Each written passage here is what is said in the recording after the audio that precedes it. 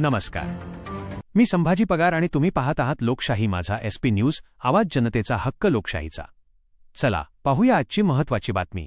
नाशिक जिल्हाधिकाऱ्यांच्या मालेगाव दौऱ्यात खडी क्रेशर आणि विटभट्ट्यांचा मुद्दा पुन्हा एकदा ऐरणीवर आला आहे। आज नाशिकचे जिल्हाधिकारी मालेगाव दौऱ्यावर असताना वंचित बहुजन आघाडीचे नाशिक जिल्हाध्यक्ष दीपकजी पवार यांनी त्यांची भेट घेऊन मालेगाव तालुक्यातील खडी क्रेशर आणि विटभट्ट्यांच्या कथित मनमानी कारभाराबाबत निवेदन सादर केले। निवेदनात असा दावा करण्यात आला आहे की तालुक्यात काही ठिकाणी खडी क्रेशर आणि विटभट्ट्यांचा कारभार नियमांचे कथित उल्लंघन करून सुरू असून त्यामुळे धूळ प्रदूषण, ध्वनी प्रदूषण आणि पर्यावरणाची हानी होत आहे। याचा परिणाम नागरिक, शेतकरी, ग्रामस्थ आणि शेतीवर होत असल्याचेही निवेदनात नमूद करण्यात आले आहे। या संदर्भात संबंधित विभागाने तातडीने सखोल चौकशी करून नियमांचे उल्लंघन आढळल्यास संबंधितांवर कठोर कारवाई करावी अशी मागणी करण्यात आली आहे।